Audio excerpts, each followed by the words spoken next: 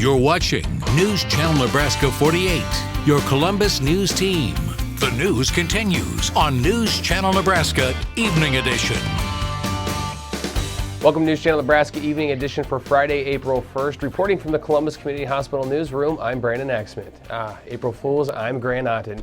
Our stories tonight: an accident early Wednesday morning sent one to the hospital. Ward 4 of City Council looks to have a new representative, and local groups are donating money to an all-inclusive playground. But first, cool temperatures could turn warm over the weekend. For more, let's check in with News Channel Nebraska meteorologist Jeff Fox.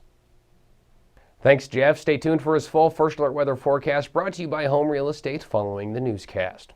Our top story tonight: a van was rear-ended before crashing into a ditch on Highway 81 on Wednesday. According to Lieutenant Jim Stover of the Nebraska State Patrol, in the early hours of Wednesday morning, two cars, a van and a sedan, were moving northbound on Highway 81 when the sedan rear-ended the van and caused the drivers to lose control and smash into the west ditch. A female passenger in the van was trapped inside the vehicle and was transported via medical helicopter to Columbus Community Hospital. She was eventually taken to Lincoln. Her condition is unknown at this time. The sedan also got stuck in a ditch as it fell to the east ditch after the altercation between the vehicles. Both vehicles are considered a total loss. And a local mother has been fined for assaulting her daughter with a stun gun. Rudy Beta, age 43, was fined $250 at her sentencing for negligent child abuse in Platte County Court on Wednesday. According to court documents, Columbus police were called to a residence on 21st Street on July 3rd of last year to find a 13-year-old that had been shocked by a stun gun. After denying the assault to police, Beta admitted to owning a stun gun-like weapon. The suspect led an officer to a suitcase in her bedroom where a green handheld rechargeable, quote, undead apocalypse stun gun, end quote, was recovered. The victim told police her mother attempted to shock her multiple times in a dark bedroom at the residence, but was only hit once before she was able to run out of the room. And fundraising is continuing for a playground that would give every kid in Columbus a chance to have fun. An all-inclusive playground is becoming more of a reality by the day, thanks in part to two donations made Friday. Columbus Police Officer Jeff Ewell says he and Officer Logan Bronson went to Lost Creek to donate $2,000 towards the school's initiative. The playground plan for Lost Creek would allow access and be adapted to special needs kids in the area. They've kind of got a spot that's in our heart. Last year we did Cops and Bobbers with the special needs kids, and they just kind of solidified a space in our heart. And when we heard about this, it just seemed like a natural thing to do. Nebraska Iowa Kiwanis District Foundation also made a donation of $2,755 to help purchase an adapted merry-go-round. Lost Creek teachers Megan Johnson and Michelle Figge say it was very exciting to see how excited the kids were about the new playground. Our vision is that it's not just a Lost Creek playground, but it will be used by the whole community.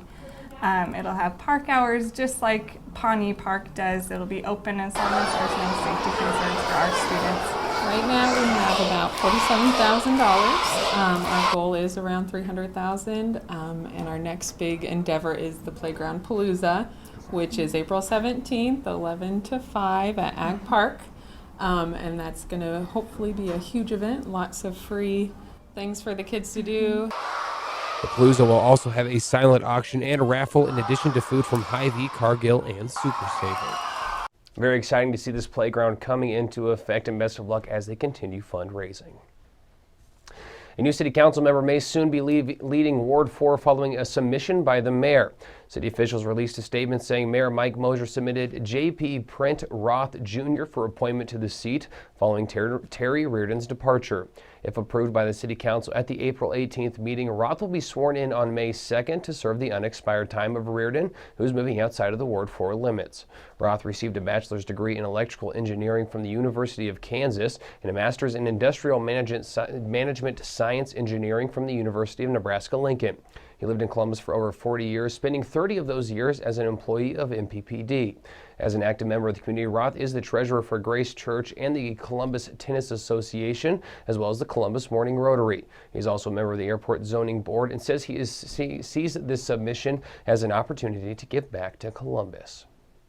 And an annual bull riding event is getting ready for another go-round. For more details on the story, we go to our team's Kate Bowling. Grab your dust shades, your cowboy hat, and a friend and come on out to watch Human vs. 2,000-pound bull at this weekend's annual event. The 22nd annual Fremont Bull Riding Classic is coming back to Christensen Field Main Arena on Friday, April 8th and Saturday, April 9th. All profits from this event go towards development at the Christensen Field complex, prompted by the Christensen Field Improvement Task Force. Woody Horrocks and Houston Mosman board members for the Improvement Task Force say previous funding has provided Christensen Field's newest $50,000 addition. We've been able to put a good amount into Christensen Field. Just for a good example would be this year we put up a new marquee welcoming sign out there and got rid of the old one that had been out there for a number of years. I think we've had great feedback on it and people really enjoy that to be able to promote their event at the facility. Yeah, we don't necessarily set an actual fundraising goal. It's to hopefully come out in the black and raise lots of money. Bull riders come from all over, including Kansas and Oklahoma, to attend this event. And Horrocks and Mosman encourage people to catch both evenings as there are different riders each night. The doors open at 5:30 p.m. with the Miss and Mr. contest on Friday only, sponsored by First National Bank of Fremont, followed by Mutton Butson on both nights at 6:15, and new this year, the Rawhide and Dusty Show at 7 p.m. A dance beginning at 9:30 will conclude both evenings. Buckaroos performs on Friday and Dylan Bloom Band on Saturday. At the end of the day, it is a fundraiser for Christensen Field and for the community to help better the facilities out there. But we're really hoping for a big crowd, lots of fun. We have some new entertainment out there this year that I think is going to bring a lot of fun and exciting things. Tickets are $15 in advance and $20 at the door. For more information, go to bullridingclassic.com. For KHUP, KFMT, I'm Kate Bowling. Thank you, Kate. Best of luck to all those riders out there. Not something I particularly have on my bucket list, but very impressive nonetheless. One of Columbus's main downtown roadways will see some delays beginning Tuesday. City officials say water main construction at the 29th Avenue intersection could cause 13th Street to be slowed to one lane of traffic.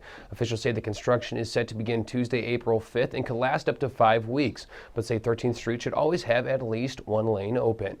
Following the water main work, the city says they will be reconstructing the adjacent sidewalk and say motorists and pedestrians should use caution in the area. Thank you for tuning into News Channel Nebraska Evening Edition this Friday, April 1st. Stay tuned for Jeff Fox's full First Alert weather forecast, brought to you by Home Real Estate here in a little bit. For everyone here at News Channel Nebraska, I'm Grant Otten reporting from the Columbus Community Hospital newsroom. Hope you had a great April Fool's Day. Thanks for watching and have a safe night. Wardrobes for this newscast provided by J. Patrick's of Columbus.